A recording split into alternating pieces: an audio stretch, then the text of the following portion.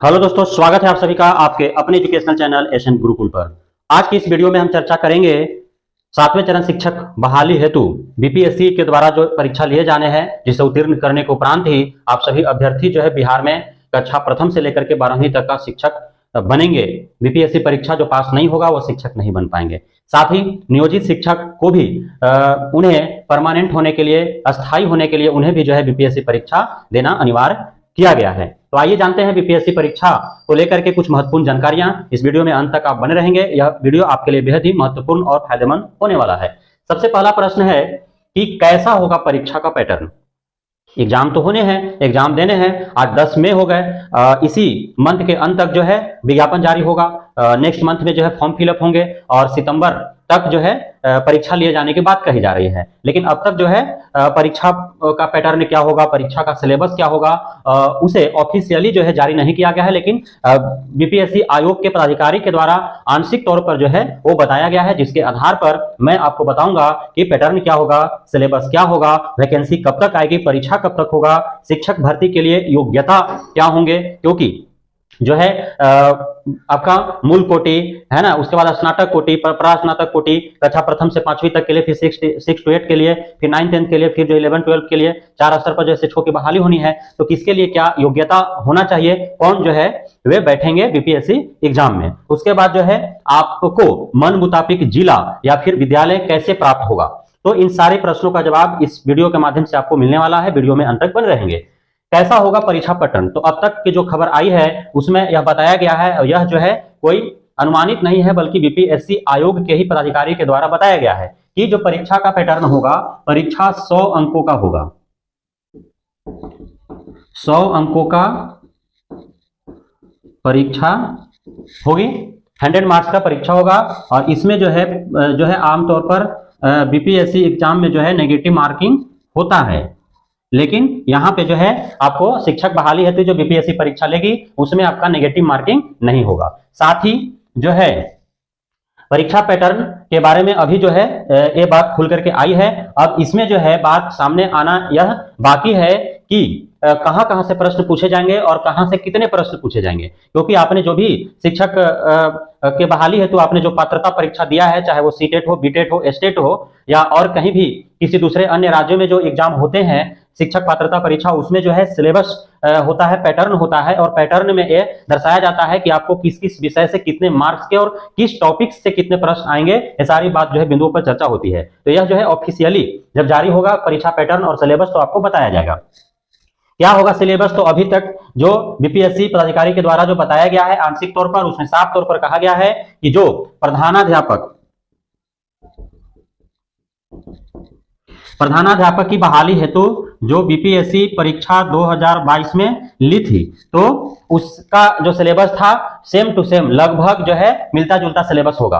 तो आपको क्या करना है कि 2022 में शायद जो है एग्जाम हुआ था बीपीएससी के द्वारा, जिसमें 6400 रिक्ति पर बहाली आई थी। उसमें नेगेटिव मार्किंग होने की वजह से जो है मात्र 400 कुछ जो है वही उत्तीर्ण कर पाए थे, 6000 जो है फेल कर गए थे। 6000 सीट जो है अब तक रिक्त है। जो इस बार जो है परीक्षा होने की बात कही जा रही है, लेकिन अब तक जो है उस पर कोई विचार विमर्श नहीं हुआ, परीक्षा भी हुआ नहीं है, उसका कोई नोटिफिकेशन नहीं आया है। तो वो आप जो है देख लेंगे। पहले का जो प्रधानाध्यापक बीपीएससी के द्वारा जो एग्जाम लिया गया प्रधानाध्यापक की बहाली हेतु, उसका पीवाईक्यू आप अवश्य ही देख लेंगे, तो उससे आपको पता चल जाएगा।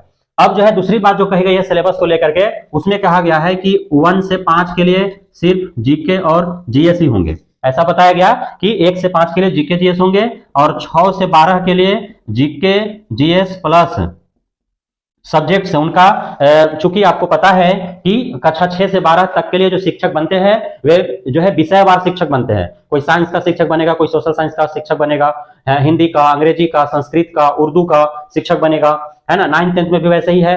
आप जो है इतिहास का अलग, भूगोल का अलग, राजनीति शास्त्र का अलग, फिजिक्स का अलग, केमिस्ट्री का अलग, बायोलॉजी का अलग, हिंदी का अलग, संस्कृत का अलग, उर्दू का अलग, है ना, फारसी का अलग, ऐसे शिक्षक बनते हैं। उसमें आपका 11 12 के भी वैसे ही शिक्षक बनता है। तो जीके जीएस चूंकि बीपीएससी एग्जाम ले रहा है तो जीके जीएस जो है वो तो रहेगा ही, साथ में जो है सब्जेक्ट से भी प्रश्न पूछे जाएंगे। अब इसमें जो है शिक्षण शास्त्र पूछे जाएंगे कि नहीं, है ना।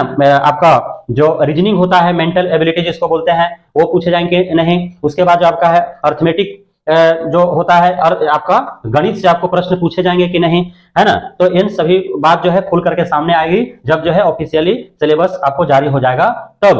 हालांकि जो है एक तरफ बात कही जा रही है कि कक्षा प्रथम से 5वीं तक में जीकेजीएस और 6 से 12 तक के जीकेजीएस प्लस सब्जेक्ट। दूसरी तरफ कहा गया कि जो प्रधानाध्यापक का जो एग्जाम हुआ था उसमें जो सिलेबस थे, जो पैटर्न था वही रहेगा।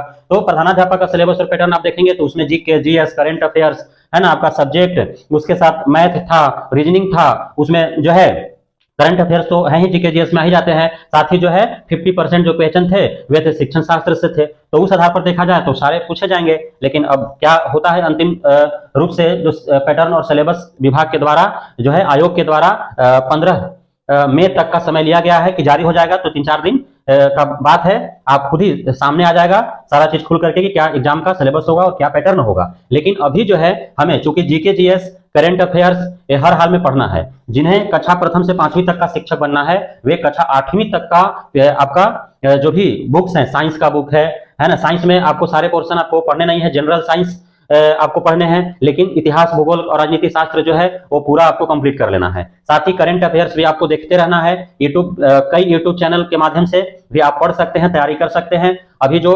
68 बीपीएससी पीटी का जो एग्जाम होना है ना, उससे आपको काफी ज्यादा मदद मिलेगी क्योंकि लगभग जो है जीके जीएस का जो सिलेबस है वो लगभग मैचिंग कर रहा है। हमने जब प्रधानाध्यापक का हमने जब उसका अवलोकन किया तो जो 68वीं जो बीपीएससी पीटी का एग्जाम होना है उसका और प्रधानाध्यापक में जो जीके जीएस पूछा गया उसका जो है वो मिलता जुलता है। तो इसलिए उससे भी आपको मदद मिलेगा, उससे आप तैयारी कर सकते हैं। अब है कि वैकेंसी और परीक्षा कब तक आएगी, है ना। तो वैकेंसी का जहां तक सवाल है, पहले तो पैटर्न और सिलेबस आपको आ जाए, उसके बाद जो है वैकेंसी। तो वैकेंसी जो है आपका लास्ट में टू फर्स्ट जून तक जो है आपको वैकेंसी मिल जाएगा, लास्ट में टू 1 जून। और इसमें जो है आपको आवेदन करने का समय दिए जाएंगे लगभग 1 महीना, पूरा जून जो है आपसे आवेदन लिया जाएगा और जून तक आवेदन करने का समय रहेगा। उसके बाद आपको जुलाई, अगस्त, सितंबर, है ना, सितंबर लास्ट तक जो है एग्जाम का जहां तक सवाल है तो सितंबर लास्ट तक आपको एग्जाम होंगे।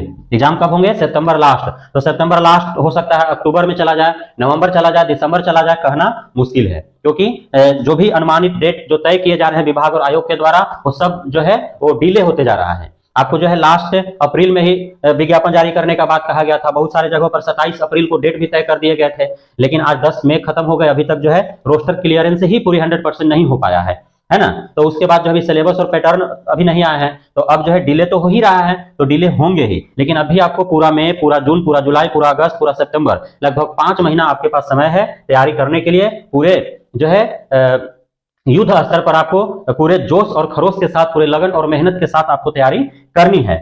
शिक्षक भर्ती की योग्यता क्या होनी चाहिए? तो शिक्षक भर्ती देखिए 1 to 5, 6 to 8, फिर 9, 10, फिर 11, 12। तो इस स्तर पर जो है आपको 4 स्तर पर शिक्षकों की बहाली होनी है और सबका अलग अलग योग्यता है।